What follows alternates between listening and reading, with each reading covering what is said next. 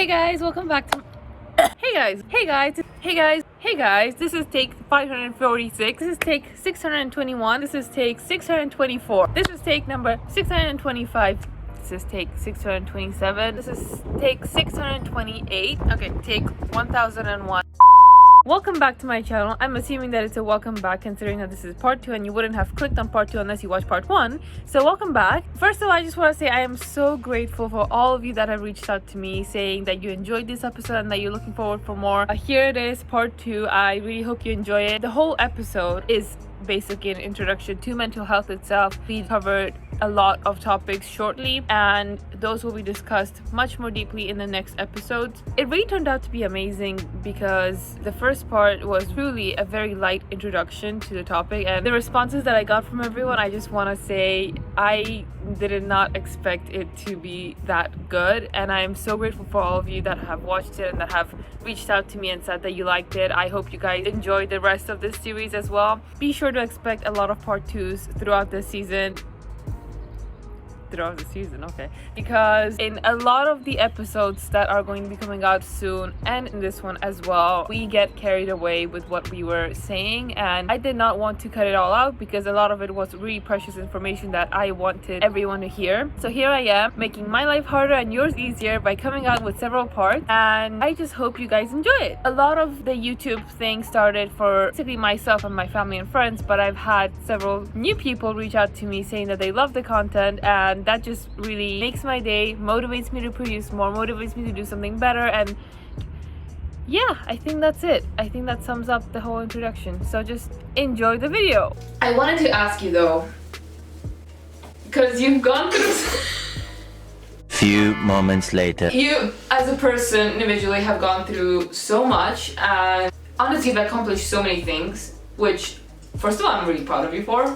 Second of all, I'm really impressed because like you really find, I know that everyone goes through something in their life and everyone has different accomplishments. I just feel like you have reached accomplishments that you've wanted to reach. You know the difference where people have a lot of accomplishments but they don't have ones that they personally wanted to accomplish. They're successful but not things that they set goals for before, and I feel like you set goals and you reach them 100% every time, almost, from what I know. And I just wanted to ask you, what would be the one thing that you feel like you've learned through this whole process? Damn, that's a big one.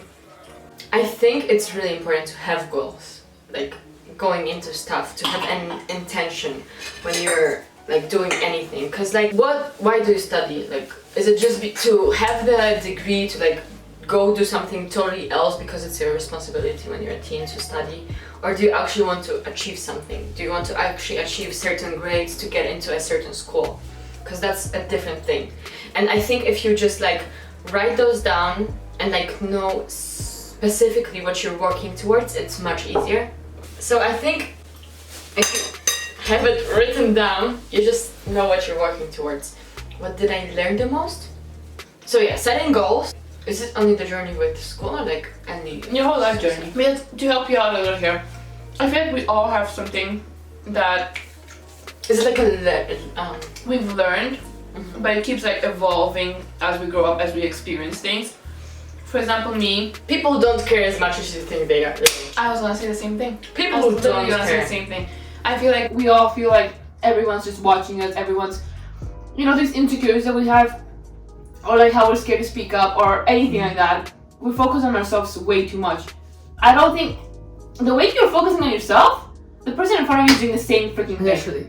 And they're worried about themselves. Not no one cares enough to really pay attention to you. Also, that's all. Embarrassment is just a social construct. You can just laugh about it. You do something awkward, you do something weird, it's fine, everybody does that. Just laugh it off and don't think about it. Exactly. And you won't be embarrassed. Like, that's just a normal thing, you know?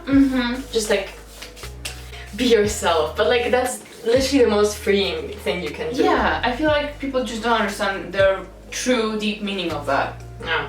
Be yourself. I think that's... What sound was that? I was like, yeah. I feel like be yourself is one thing that is an always evolving life lesson, Oh, for sure. And it also takes a lot of courage. Yeah. To not be like the thing people would like the most, or like Exactly. you feel like would like the most, because they will like the way you are. And honestly, it's not worth pretending you're someone else. Exactly. It just won't go a long way, and then you'll... Actually, the thing is that, okay, we've been through middle school, we've been through elementary school. I feel like we've all been through that. So like, try to be the popular kind, try to be like the one to the boys, and like just the girl that everybody would like. And honestly, it's just not worth it, because I was that girl for so long. And then, just like, the thing is, the longer you go, the less you actually know who you really are deep down. So it takes a much longer time to go back to yourself and actually explore the way you are. Because the most important thing for me is to like actually get to know you. If you like you, you will value yourself, you will value your body, because it's like, it changes your whole mindset. I know it's such a weird thing, but if you know yourself and you actually like yourself, then you treat yourself like a friend, and then you will blossom. So the longer you go pretending you're someone you're not, then it's really hard to go back to it. So just don't do it at all. You have to have a good relationship. You have to treat yourself like a different person. Just like a separate person. That's how I learn it. Yeah. I put myself out and I'm like, look at yourself. Would you like yourself? Like, would you like to spend time with you? Do you like your personality and stuff? If you don't, then change it. You can always change it. If you do, why wouldn't you treat yourself like a friend you want to have, you know? Last thing I'm gonna add, I know this got a little too long, but I feel like like you mentioned this popular girls thing, and I feel like a lot of us, even though we've been there, we don't even realize that we have been there. And that's kind of toxic in the sense that this is an example of us not realizing our worth, not realizing our own qualities, and that's one reason why we have to literally put ourselves outside and like imagine ourselves as a separate person and really look at that person in an unbiased way. Previously you mentioned how you chose the route of medicine to help you deal with your issues through year 13, which is crazy because I never even saw the difference, like it wasn't visible on you. But what I'm trying to get at here is, do you think that song is not making this? I can't even. Last Friday night, yeah, we dancing on the I know that I myself, the first types of medicine that I was put on by my psychiatrist was herbal medicine, mostly herbal based. Now I don't know what kind of medicine you took or whether you want to share, but I just want to get to know your opinion on modern medicine itself. Do you think it's something we should reach out to help us, or do you think, are you against it? Are you for it? Do you think there should be a balance? What is your opinion on that? I mean, I study biomedical sciences, so... Perfect person to ask, I told you! I'm pretty much in the modern medicine field, I guess. For sure it's helped a lot of people, and for sure we should keep researching it and we should keep using it. Like if something is happening, go to the doctor, please. But mental health is a big thing. It's a bit tricky. I think if you're really depressed, or if you have like more severe symptoms, not symptoms, but like syndromes like bipolar or like DID or I don't know, like schizophrenia, like anything. If you've been diagnosed, obviously take your medicine because it's gonna help you cope. Also, if you're really depressed, take your medicine because it's gonna help you like actually function. Anxiety as well. I think it's a very personal thing. I know many people that don't like to take drugs. I personally took them because I had to. I was in year 13, as I said. I keep repeating myself, but I just needed those drugs to like keep going because I just had to. Like I couldn't take a month of everything and just chill or like take care of my mental health. I did both at the same time. So I took the time to like actually worry about myself, about my health, physical and mental, but I just couldn't. I obviously, before I took the medicine, I tried everything I could without it. Like I tried all the things that you are supposed to, like, not medicine, but like physical exercise, meditation, reading, taking time off social media because it's a big trigger, I feel like. But it just wasn't helping as much as I wanted it to. I still had to study so much to like actually learn enough stuff for my exams. So I took the medication just to like help me throughout the day to get through it. to not like keep crying all the time. So basically, my state wasn't intense enough for like really hard drugs or like really hard antidepressants. For me, it was just like the things that muted you and like helped you just like not go up or down. So that's why I guess you didn't see a big difference, because I was just like chilled. Yeah. And I think the most important thing is to like keep actually caring about your mental health through the medicine. Medicine is not gonna help you if you're not doing anything other. Exactly. For sure. You have to do other things to like actually help you get off the medicine, because if you're not gonna do anything and you're gonna stick to your old habits, old traumas, old coping mechanisms, you're not gonna get out of it. Exactly. So I think it's balanced, right? It's not only modern medicine, but I think it's a great help for people that just cannot cope with it themselves. You took modern type of medicine. What I mean by that, it's like strictly non-herbal. Is what I'm trying to say here. Yeah, exactly.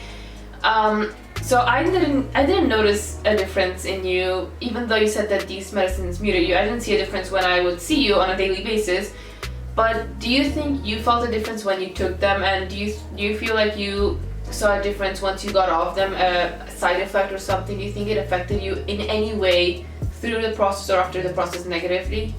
No, I didn't have any side effects, but also my medicine wasn't strong. It was, as I said, my sleep wasn't really intense, so it was just to help me get through the day. I also didn't start taking the full dose from like one day it was 0 and the other day it was 100. I just like took half, then like or like 1/4, and then just worked my way up to the full dose. For me, the medicine only changed the thing that, as I said, I didn't have those ups and downs. I just had it pretty middle out, so I didn't have those breakdowns that like stopped me through actually coping through the day. It was just helped me just like work and like do everything I needed. So it also didn't like zone me out completely, so I was just like, I was still myself. I just didn't experience emotion as intensely as I could. Yeah. Okay, that makes sense. Now the reason I'm asking you this is because I mentioned this previously. I took medicine on an herbal level, but my situation was a little more intense than yours, I'm assuming. I'm only assuming this, I don't know, I'm not trying to judge here. I'm just saying this because I've had this going on for like 6-7 years, so I'm assuming that the situation was kind of intense, and there were moments that I really got off track. And when I went to a psychiatrist, it was right before my exams, where somebody that I really care about and somebody that really cares about me was worried and took me there and just had me consult with that doctor. And that doctor was really stressing how he didn't want me to get on like anything strong, in the sense that anything modern based, like anything like antidepressants, he didn't really want me to get on those, because he said that some people just get very, not addicted, but you can get addicted actually. Yeah, you can get addicted, but uzależniony? Yeah, addicted. It's addicted? Okay. So, I was looking for the word dependent. I don't know if it's the same. I guess dependent on them. Yeah, you can get dependent on them. And I think it's the case with people who like actually just depend on them day to day, like don't do anything else. Exactly, they don't really want, because the way it was presented to me was that even me taking those sort of herbal type, they were like half and half. So me taking herbal type of medicine was not a solution to my problems, it was a mediate, because I was in therapy for 3 years, where my psychologist directed me to a psychiatrist.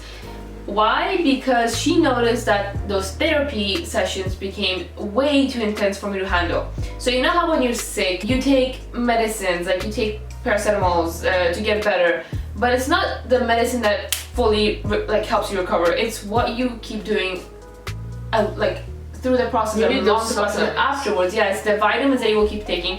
It's the journey to recovery that you're gonna take afterwards. So you're gonna start exercising, you're gonna start taking care of your health a little further. This medicine is supposed to be a mediate to help you reach that final destination of peace, I guess. Or going back to the old to your normal state. So that's kind of why I wanted to talk to you about, because I feel like some people get dependent and really forget what the purpose of that medicine really is. It's not to live off of, it's to help you get there. It's like when you take supplements for gym, you take medicine to heal. It's just part of the process. It's not the process. Yes, for sure. Exactly. Once in conversation with you, you mentioned, that was quite a few years back, so I don't know if you remember, once you mentioned that something that all of us humans really lack is just self-awareness. Oh my god, yeah. And I just wanted to ask you if you still agree with that opinion and that statement years later. Maybe not that a lot of people lack it, but I think it's one, maybe two. Yeah, there are some people who lack self-awareness. And as I said, like, the big thing is to get to know yourself, and I think that's a part of self-awareness. That's the thing, like, what do I like? What do I like doing? And like, this people just like think about what you're doing sometimes. Please, just think about it, because like, I think that kind of misses the point of not being embarrassed. But you have to be self-aware.